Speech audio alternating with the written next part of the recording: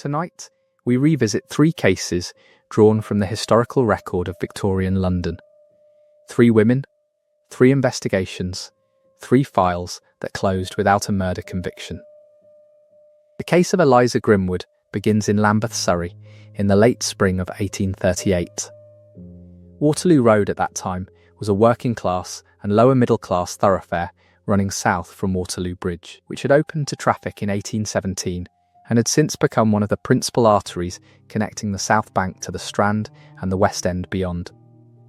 The streets in this part of Lambeth were laid out in terraced rows, the housing largely taken up by lodgers, tradesmen, and those who moved through the city without establishing permanent routes. Gaslighting had reached the main roads in this district, introduced to London streets in the years following 1812, but the side streets and back terraces remained partially lit at best. A night passage through this part of Lambeth, without a lamp of one's own, was passage through a world in which the faces of strangers could not reliably be made out. The Metropolitan Police had been established by Robert Peel's Metropolitan Police Act of 1829 and was, in 1838, 9 years old. It had not yet formed a dedicated detective function. The detective department would not be established until 1842. The criminal investigation of violent death in this period fell, by default, to officers of whatever divisional rank were assigned to the case, working without the institutional procedures that later decades would provide. Eliza Grimwood was born in or around the years 1812 to 1815 in Stonham Aspel, in the county of Suffolk. The precise date of her birth has not been confirmed by baptismal record in the sources available. The coroner's inquest, convened in May 1838, described her as apparently about 25 years of age. Her family were of working class or lower rural origin. Her brother Thomas Grimwood spoke to police during the subsequent investigation and provided what background he could. According to the reconstruction of the case conducted by the historian Jan Bonderson, drawing on the surviving diary of Inspector Charles Frederick Field, Eliza entered domestic service at approximately 15 years of age, working as a companion to the lame young daughter of a household near Stonham Aspel. The elder son of that household seduced her. When she became pregnant, he conveyed her to London, arranged for the termination of the pregnancy, gave her a sum of money, and left her there. She did not return to Suffolk. The degree to which this account, drawn from Field's diary and period sources, can be verified in full is not certain. Bonderson's reconstruction is the most thorough modern treatment of the case, but not all of its biographical details have been independently confirmed. What is documented is that Eliza remained in London and that she survived, in the years that followed, as a woman who frequented the West End theatres and the establishments around the Strand, entering into arrangements with men she met at those venues. She had been conducting her life in this manner for approximately 10 years at the time of her death in 1838. During those years, Eliza had been living with a man named William Hubbard. Hubbard testified at the inquest that he had been residing with Eliza for nearly 10 years. He was, as also came out in testimony, her first cousin. He was a married man, though he had not lived with his wife for 12 years. He acknowledged at inquest that he had initially objected to the manner in which Eliza maintained herself, but he had not subsequently interfered, and he confirmed in the plain language of the inquest record that they both received a benefit from her conduct. Hubbard and Eliza occupied a lodging house at 12 Wellington Terrace on Waterloo Road, where other lodgers also resided, including a commercial traveller named Bird, who was staying with a woman companion in the house. A servant girl, whose full name has not been confirmed in the secondary sources available, was employed at the property. Eliza was described in the press accounts of the period as remarkably handsome and as a young woman of remarkably sober habits. The Examiner, reporting in June 1838, observed that she was altogether a better conducted and more respectable person than the girls of her class usually were. William Hubbard, for his part, described her as perfectly sober when he last saw her alive on the evening of Friday, the 25th of May 1838. If you find value in histories preserved this way, consider liking the video and subscribing to the channel. Let me know in the comments where you are listening from. Now back to the record. On the afternoon of Friday, the 25th of May, Eliza left the house at Wellington Terrace. Hubbard saw her at approximately 8 o'clock that evening and noted nothing unusual in her manner or appearance. She went, as was her custom, to one of the theatres in the Strand district, where she met with clients. The Strand Theatre was a well-established venue in this part of London, and the cultural and commercial economy of theatrical entertainment and informal arrangement between women and men of means in the audience had long been a documented feature of the district. On the evening in question, Eliza encountered a man of foreign appearance. Contemporary accounts varied in their description of him. He was noted as well-dressed and gentlemanly by those who observed him at a distance. Some accounts described him as foreign-looking. Others mentioned a French accent, or the manner of a man from the continent. These descriptions were never fully consistent, and they were never attached to a verified identity. Eliza and the man returned together to Wellington Terrace at approximately midnight or shortly after. A cab was heard to arrive at the house. The sound was noted by the servant girl, who came to the door.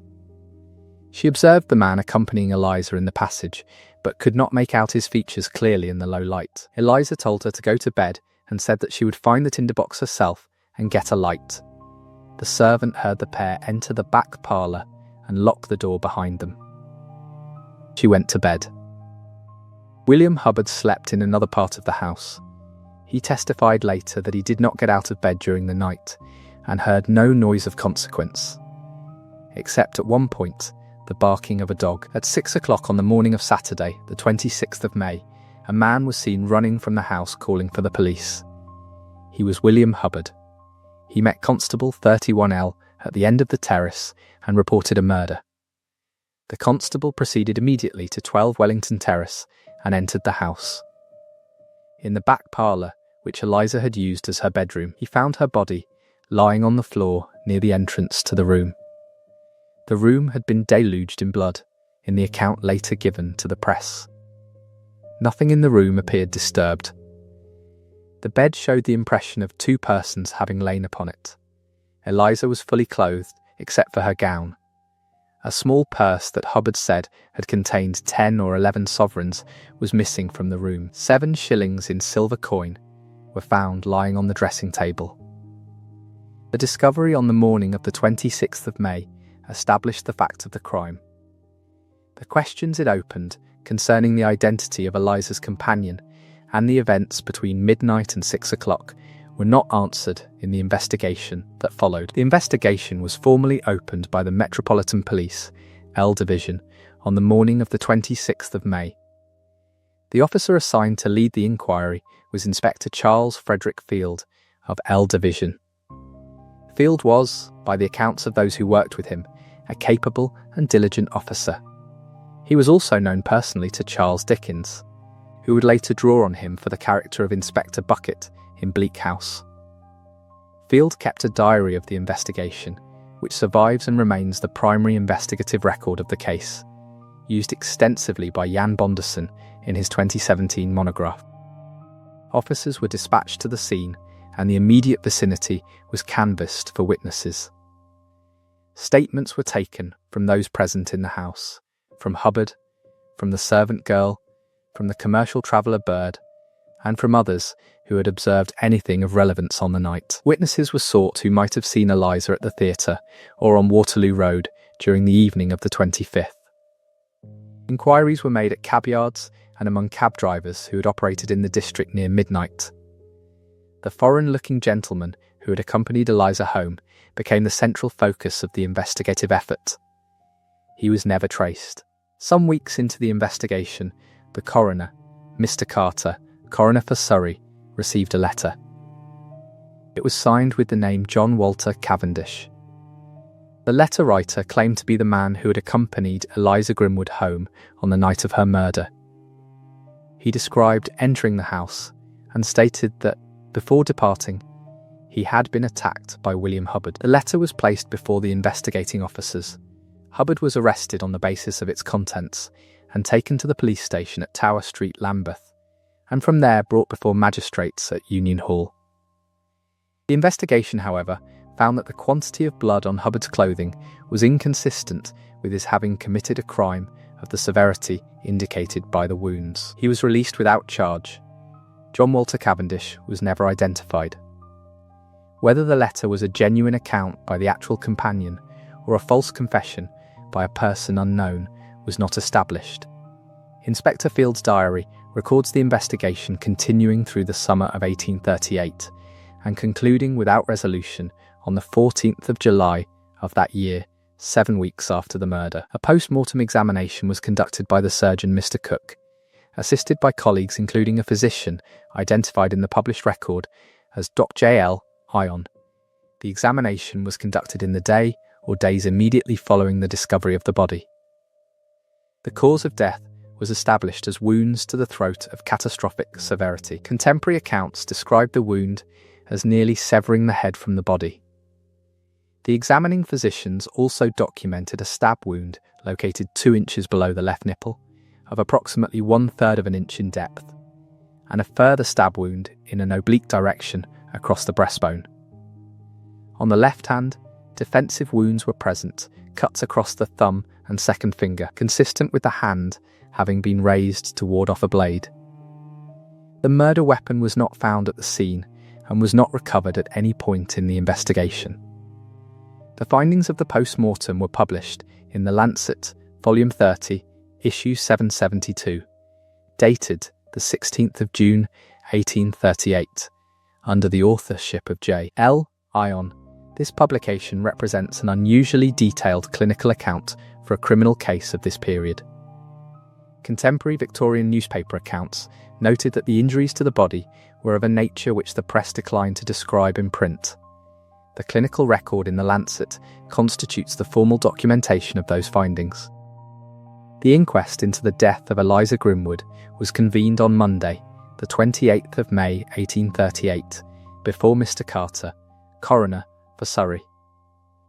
Testimony was taken under oath from the principal witnesses, William Hubbard, who described his relationship with Eliza and his movements on the night of the murder, the servant girl, who described the man she had seen in the passage, the commercial traveller Bird, who corroborated the account of the night's events as he had been able to observe them, and the medical witnesses, who gave evidence of the injuries. The jury considered the evidence and returned a verdict consistent with the factors established that Eliza Grimwood had been murdered by a person or persons unknown. No individual was committed for trial. No formal proceedings beyond the inquest and the subsequent arrest and release of Hubbard ever took place.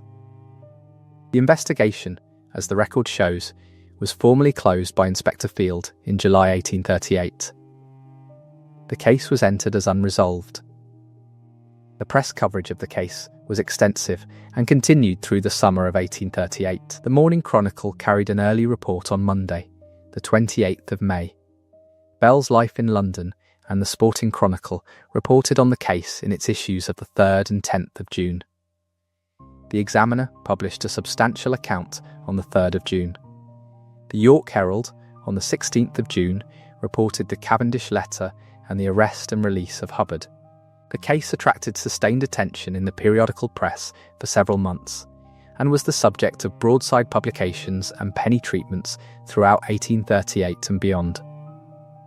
In 1841, a fictionalised account of the case, titled Eliza Grimwood, A Domestic Legend of the Waterloo Road, was published by B.D., Cousins in London, authored by Alexander Somerville. This represents the earliest known published treatment of the case as a cultural object rather than a criminal record.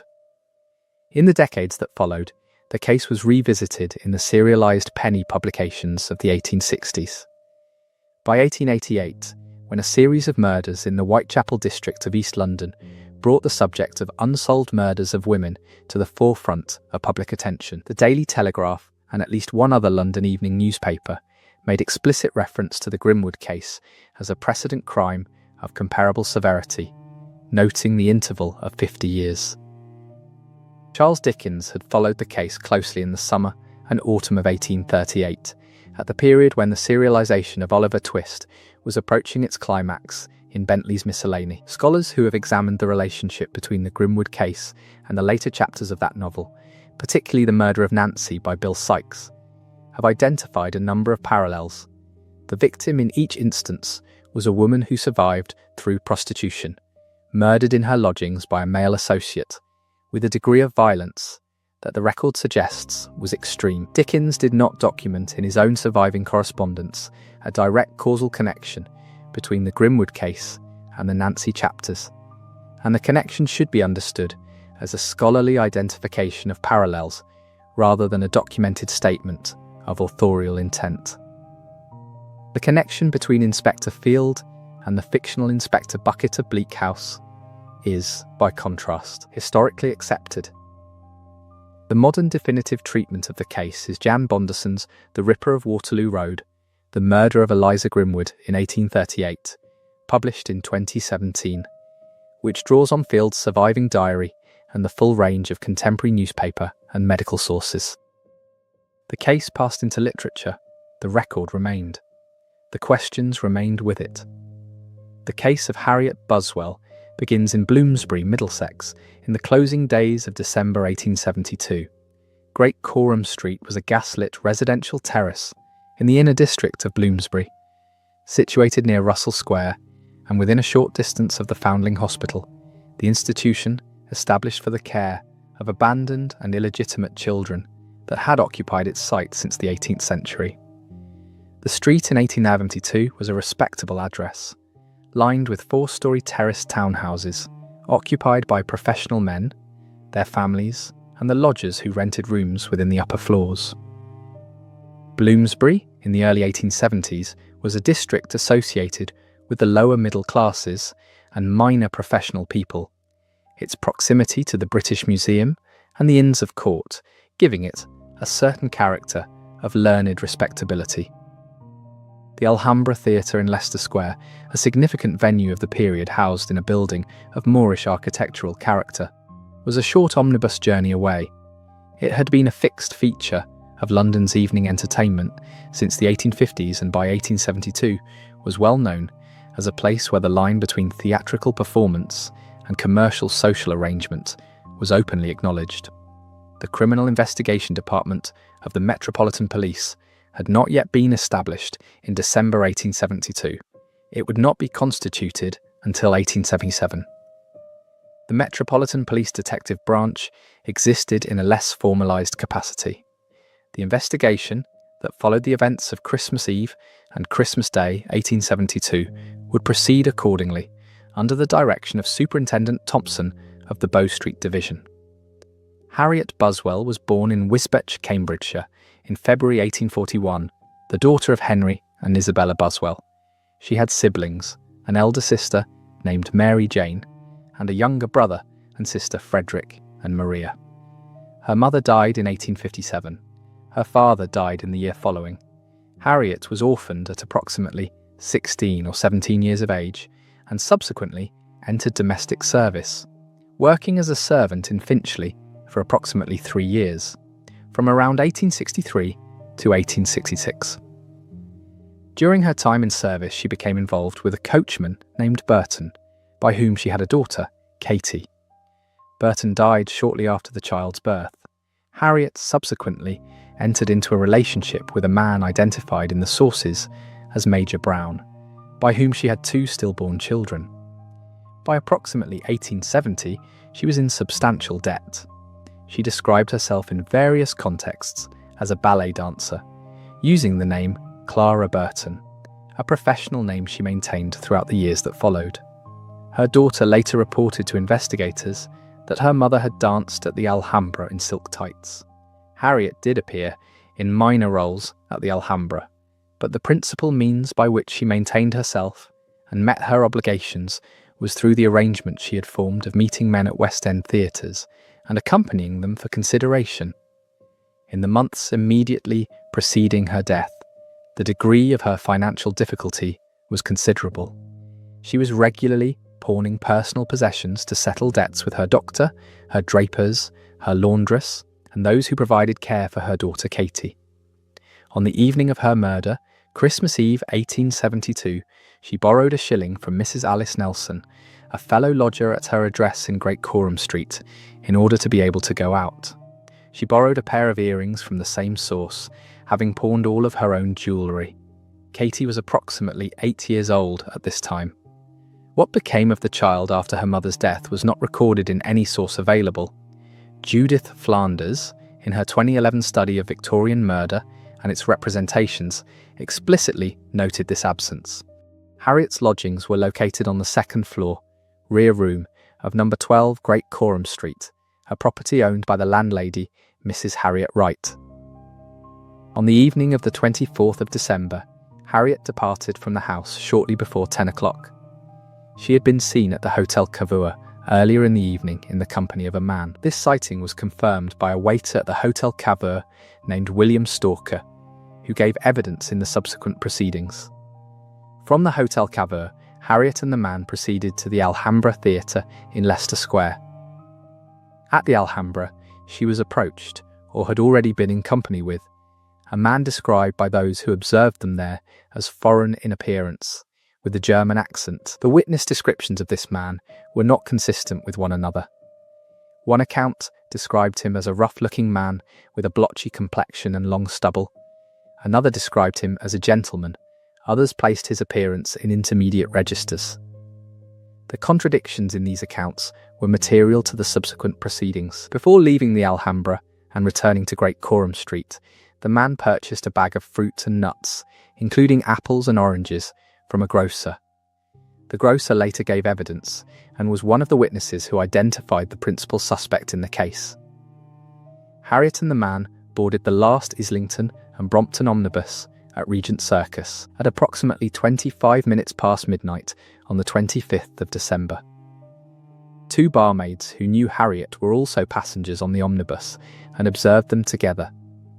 The vehicle contained in total 7 passengers on that last run. Harriet and the man arrived at 12 Great Coram Street at approximately midnight. Harriet showed Mrs. Wright the bag of fruit and paid a half sovereign, amounting to 10 shillings, toward her overdue rent. The man proceeded directly upstairs to her room, a detail later noted by witnesses as suggesting he had visited the address on a prior occasion. Harriet followed shortly after. The events of the following hours were not witnessed by any other person in the house. The man was heard leaving the building at approximately 6:30 on the morning of Christmas Day, the 25th of December, by other residents. At noon on Christmas Day, when Harriet had not appeared and did not respond to repeated calls, Mrs. Wright forced the door of the room. Harriet Boswell was found in bed. Her throat had been cut deeply and with considerable force. The room was covered in blood.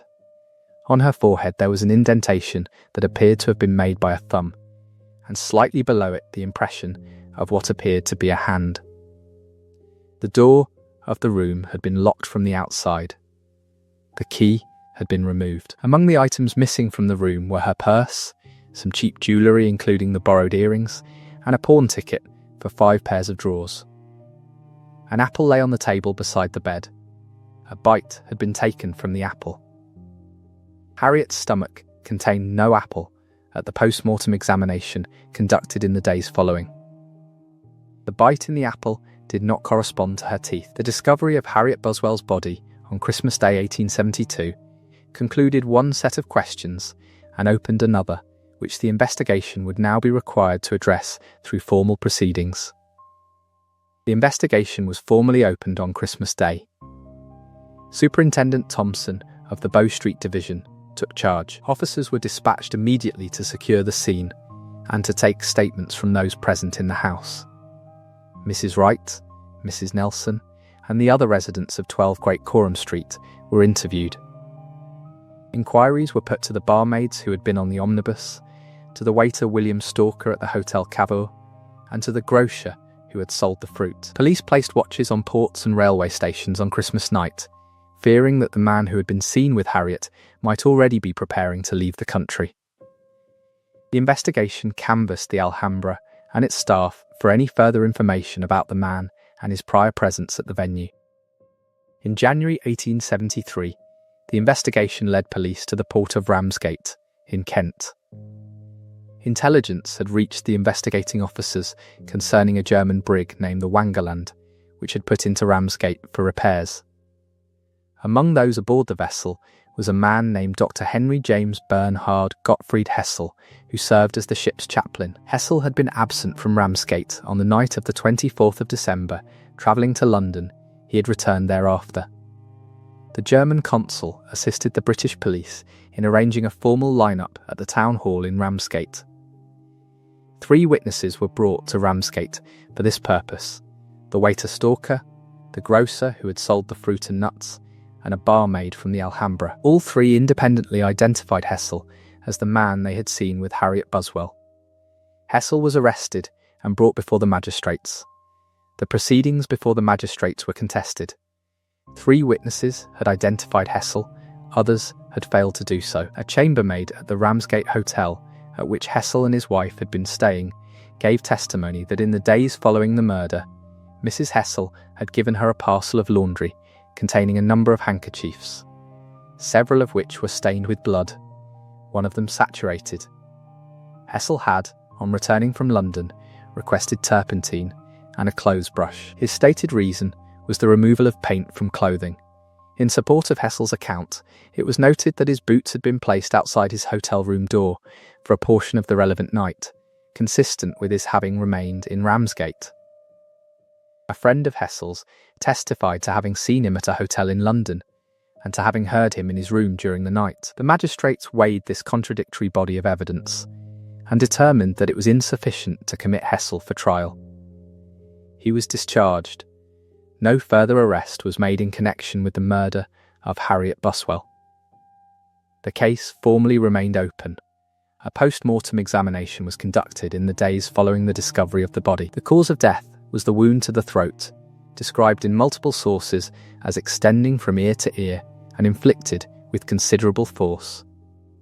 The thumbprint and the impression of a hand on Harriet's forehead were documented in the post-mortem record and in the report published by The Times on the 26th of December 18 as consistent with the pressure applied by the killer in the course of the attack. The apple bite was the subject of particular investigative attention. A dental impression, a cast of the bite mark, was reportedly taken and retained at Scotland Yard's collection of crime artefacts, known as the Black Museum. This represents a notably early instance of what would now be recognised as forensic dental evidence being considered in a British criminal investigation. The time of death was established as occurring between approximately midnight and 6:30 on the morning of Christmas Day. The inquest into the death of Harriet Buswell was convened in the week following the 26th of December 1872. The principal witnesses gave testimony: Mrs. Wright, Mrs. Nelson, the barmaid witnesses from the Alhambra, and the waiter Stalker. The jury considered the evidence and returned a verdict of murder by a person or persons unknown. No individual was committed for trial as a result of the inquest proceedings. The committal hearing of Dr. Hessel before the magistrates was a subsequent and distinct proceeding, which concluded, as noted, with his discharge. Harriet Buswell's body was claimed by her brother and was interred at Brompton Cemetery on the 31st of December 1872 under her real name. No monument of record has been confirmed. What became of her daughter Katie was not documented. The press coverage of the case was extensive and sustained over several weeks. The Times reported the discovery on the 26th of December and continued to follow the investigation through January 1873.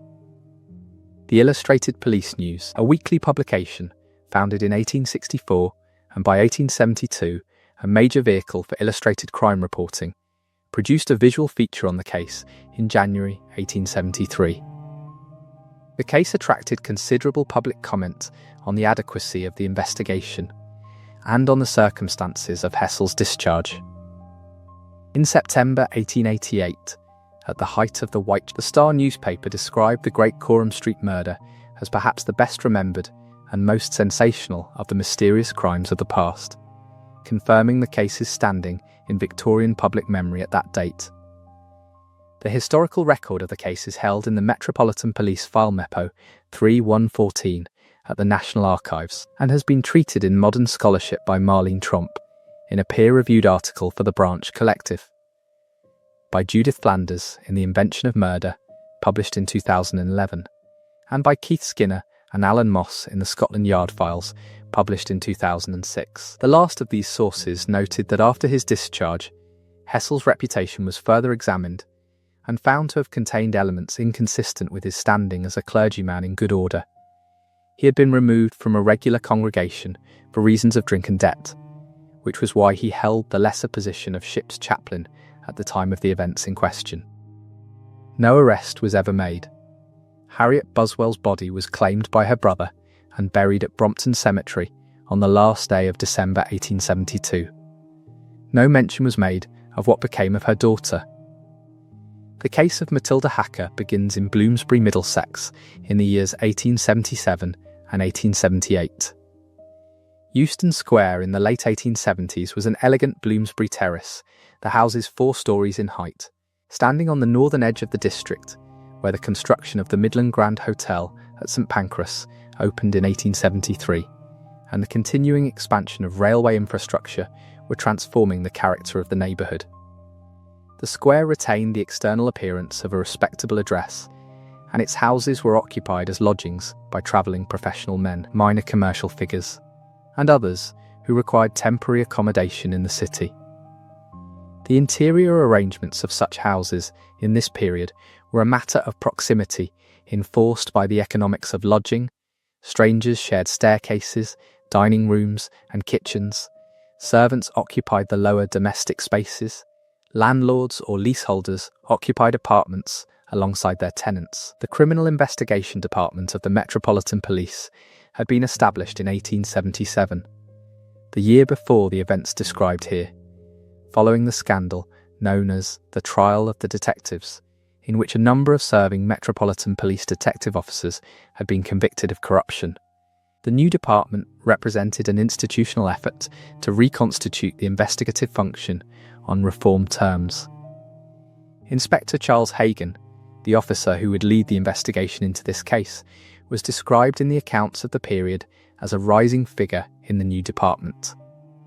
Matilda Hacker was baptised in 1811 at the Church of St Mary Magdalene, Canterbury, in the county of Kent. Her father, John Hacker, was a stone engraver and mason, a successful Canterbury tradesman whose work included memorials in the cathedral precincts, and who served as a churchwarden at St George the Martyr, where he erected a parish clock. The family was of comfortable middle-class standing, with property interests in the Blackfriars North area of Canterbury, and, later, at Wincheap House, a substantial timber-framed property in Wincheap, to which the household moved in the 1850s. Matilda had a younger sister, Amelia, with whom she remained closely associated throughout her life, and several brothers, among them Edward Hacker, a line engraver of sporting prints, whose son Arthur Hacker became a painter of religious subjects. Neither Matilda nor Amelia ever married.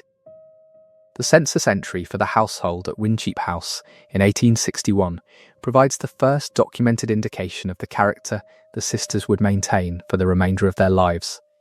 Their father declined to provide their names to the census enumerator, and their ages were recorded incorrectly, with Matilda entered as 30 years of age when she was 50, and Amelia as 25 when she was 47.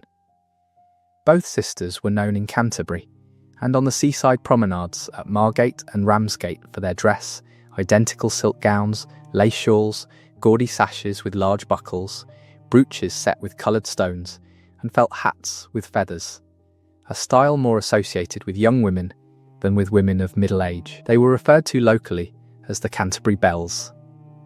John Hacker died in 1863, leaving the income from his Canterbury properties to be shared between the two daughters during their lifetimes.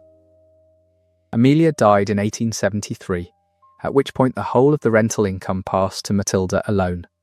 She was, as a result, a woman of independent means, though not of great wealth. Matilda's relationship with civic authority was consistently oppositional. She refused on principle to pay the rates levied on the properties she controlled in Canterbury. This refusal resulted in a short period of imprisonment at Westgate Prison, Canterbury, following which her jewellery was seized to satisfy the debt. She subsequently refused to pay for the installation of mains water at her properties, and began to evade the relevant authorities by departing Canterbury and taking lodgings in Brighton and in London under assumed names. The management of her Canterbury property income was entrusted to a local builder named Walter Cozzens, who collected rents on her behalf and transmitted cheques by post to addresses and names she supplied, which changed as she moved between lodgings.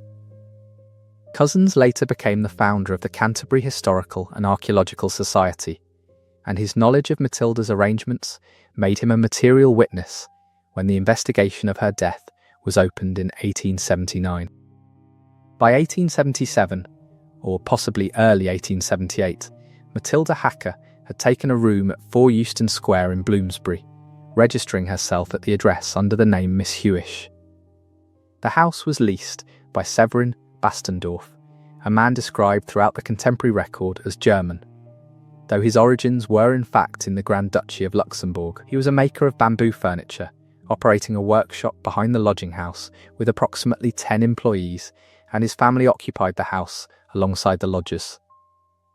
His wife was Mary Bastendorf, born Mary Pierce. They had 4 children by 1879. A young woman named Hannah Dobbs was employed in the house as a live-in housemaid. The nature of the relationship between Bastendorf and Dobbs became a matter of formal legal dispute in the proceedings that followed. Matilda's presence at the house was noted by those who observed her. Her dress made her conspicuous. The silk gown, the bright brooch, the felt hat, all of which she maintained in the style she and her sister had established over many years. She was not well known to all members of the household. Mary Bastendorf testified later that she was not familiar with her boarders' daily habits. Between Matilda Hacker and Hannah Dobbs, the housemaid, there was a difficulty. Matilda accused Hannah of stealing from her, specifically items of jewellery. The missing jewellery, and what became of it, would later provide the thread that the investigation would follow. At some point in the autumn of 1878, Hannah Dobbs told the Bastendorf household that the lodger registered as Miss Hewish had departed the house abruptly, without formal notice, leaving behind a sum covering the following week's rent. Given Matilda's established habit of moving suddenly between lodgings under different names, this account was accepted by those who heard it. Severin Bastendorf was reportedly away on a hunting trip at the relevant time. Mary Bastendorf was visiting her mother. The coal cellar beneath the house, accessible from the lower domestic levels, was not fully inspected. It received coal deliveries as required and was otherwise undisturbed. Walter Cozzens, in Canterbury, continued to receive correspondence from Matilda, or did not. The last date on which Matilda had collected her correspondence and her cheques from the relevant post office address became, in 1879, one of the key pieces of testimony establishing the approximate period of her death. When Cozzens ceased to receive any instruction or collection from the address Matilda had given him, he had no immediate means of locating her. Given her known habit of moving without notice, a period of silence was not in itself alarming. On the 9th of May 1879, a 15-year-old errand boy named William Stroman was directed to clear the coal cellar at 4 Euston Square in order to make the space available for a new lodger. In carrying out this task, he discovered, beneath the accumulated coal, human remains. Police were called. The scene was secured. The remains were those of a body that had been concealed in the cellar for an estimated 6 to 8 months, which placed the date of concealment in the autumn of 1878, consistent with the last known date of Matilda's correspondence with Walter Cozzens. The remains bore the signs of prolonged concealment. A rope was coiled around the neck. Remnants of a black silk dress and a decorative brooch with coloured stones were found with the body, consistent in every particular with the documented attire of Matilda Hacker. The investigation was formally opened.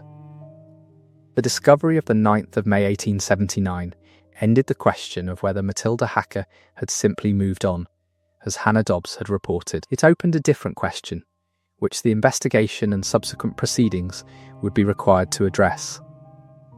The investigation was placed under the direction of Inspector Charles Hagan of the Criminal Investigation Department. Officers were dispatched to the scene and took formal charge of the cellar. The identification of the remains presented an initial difficulty given their condition after months of concealment. Edward Hacker, Matilda's brother, came forward upon learning that remains had been discovered at the address, as he had been aware that his sister had lodged in Bloomsbury, and he provided what information he could toward identification. The identification was confirmed through the black silk dress, the brook with coloured stones, and a gold pocket watch found in connection with the remains. The watch was a significant possession and a distinctive one. Inquiries at local pawn shops established that a gold watch matching its description had been pawned. The name given at the time of the pawning was Hannah Dobbs. Further investigation confirmed that Dobbs had pawned additional personal effects belonging to Matilda Hacker in the period following the death. Dobbs had told the household that the lodger had departed. She had pawned the dead woman's possessions. She was arrested on the basis of this evidence. Statements were taken from Mary Bastendorf, from Severin Bastendorf, and from other members and lodgers of the household. Mary Bastendorf gave evidence that she had noticed, at some point in this period, a red stain on a carpet near the cellar, which she had assumed to be the result of a broken lamp, and to which she had given no further thought at the time. She expressed, in her testimony, a measure of regret that she had not charged the lodger for the damage. This detail, the bloodstain on the carpet, and its possible significance as an indication of the location of the crime, was presented by the prosecution at the subsequent trial as part of the pattern of evidence against Dobbs. Walter Cozzens travelled from Canterbury to give evidence. His testimony established the approximate date of Matilda's last contact with him, and, by that means, the approximate date of her death. His evidence was corroborated by the records of the correspondence she had maintained with him over the years of her London lodgings, and it placed her disappearance firmly in the autumn of 1878. A post-mortem examination was conducted following the discovery of the remains. The cause of death was determined to be strangulation. The rope found coiled around the neck of the remains was consistent with this finding. The mummified condition of the body, resulting from the circumstances of its concealment in the coal cellar, complicated the full forensic assessment. The condition of the extremities, the detached state of the legs, and the absence of the hands were noted in the examination. Whether these conditions resulted from events before or after death was not confirmed in the sources available. The formal determination of the period of death as the autumn of 1878 was recorded in the Manchester Evening News of the 26th of May 1879 and was accepted in the subsequent proceedings as the operating assumption. The trial of Hannah Dobbs was held at the Central Criminal Court, the Old Bailey. The case reference in the court record is T18790630626, and the presiding judge was Mr. Justice Hawkins. Dobbs was described at trial as a spinster, aged 24. The charge against her was the willful murder of Matilda Hacker. She entered a plea of not guilty. The prosecution presented the evidence of the pawned items, the gold pocket watch, and the additional personal effects of the deceased as the central material against her. The testimony of Walter Cozzens established the timeline of the victim's disappearance. The bloodstain on the carpet near the cellar was presented as a further element of the case, consistent with the prosecution's account that the murder had occurred within the house, and that the body had subsequently been moved to the cellar for concealment. The prosecution argued that Dobbs had been in a position to commit the crime and to conceal it, given the arrangements of the household at the relevant time. The defence contested each of these propositions in turn. It was argued that the evidence of the pawned items, while indicating theft, did not by itself establish that Dobbs had committed murder. A servant who had access to a lodger's possessions following her departure could have taken them in the knowledge or belief that the lodger had. The defence raised the question of whether children had been present in the house at the time of the alleged murder, which, if established, would have constrained Dobbs's ability to commit and conceal the act without detection. This point was disputed between the parties. The defence further argued that the evidence of strangulation as the cause of death did not directly implicate Dobbs, and that the accumulated circumstances, while suspicious, fell short of the standard required for a conviction. The jury retired to deliberate. The penalty upon a conviction for willful murder was death. The Capital Punishment Amendment Act of 1868 had ended public executions, but the sentence of hanging continued to be carried out within prison walls. The reluctance of juries in capital cases to convict on circumstantial evidence alone was a documented feature of the period's criminal proceedings. The jury in the trial of Hannah Dobbs returned a verdict of not guilty. She was acquitted and discharged. The acquittal of Dobbs did not conclude the legal proceedings arising from events at 4 Euston Square. Severin Bastendorf, the leaseholder of the house, had given testimony during the trial of Dobbs, in which he denied that any relationship beyond the professional had existed between himself and the housemaid. Subsequent to the acquittal, Dobbs sold her account to a publisher named George Purkis, and the resulting publication contained detailed allegations concerning life at the house, including a direct and explicit claim of an affair with Bastendorf. These allegations formed the basis of a separate prosecution of Bastendorf for perjury. He was convicted and sentenced to 12 months hard labour. His marriage did not survive. His reputation was destroyed. Lodgers would not return to the house. His subsequent history, as recorded in the sources available, was one of mental deterioration, committal to asylum on more than one occasion, and eventual return to 4 Euston Square, where he died of heart disease. Hannah Dobbs, following the publication of her account and the attention it attracted, passed out of the documentary record. What became of her in later life was not recorded in any source consulted. The press coverage of the case was extensive and sustained throughout 1879. The Illustrated Police News produced illustrated accounts. The New York Times referenced the case. Crowds gathered outside 4 Euston Square in the period following the discovery, and required the attention of police to manage. The civic response to the case was documented. The vestry of St. Pancras formally petitioned the Metropolitan Board of Works by letter dated the 25th of September 1879 to rename the residential southern portion of Euston Square. The renaming that followed, to Ensley Gardens, is recorded in the Metropolitan Board of Works documentation. The building at number 4 was subsequently demolished in the course of the Euston Station redevelopment works of the 1960s. The cultural life of the case extended into the 20th century. Arthur Machen retold it in Dreads and Drolls, published in 1926. Ronald Pearsall's semi-fictional treatment, placing a Homesian investigative framework over the historical material, appeared in 1989. The modern definitive account is Sinclair Mackay's Murder at No. 4 Euston Square, The Mystery of the Lady in the Cellar, published in 2019, which drew on period sources and examined the social world of the Victorian boarding house as the context within which the crime occurred.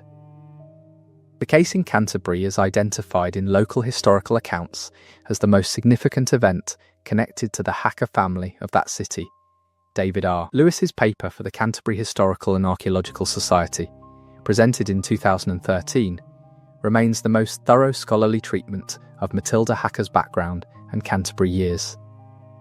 The posthumous chancery proceedings over John Hacker's estate in 1880 required the court to determine the date of Matilda's death and to account for the fate of her brother Edmund Dennis Hacker, who had disappeared from the record, in order to distribute the remaining property. The case of Matilda Hacker was the last of these 3 cases to enter the historical record. No arrest was ever made. The investigation was formally closed. The case remains open. The record remains incomplete.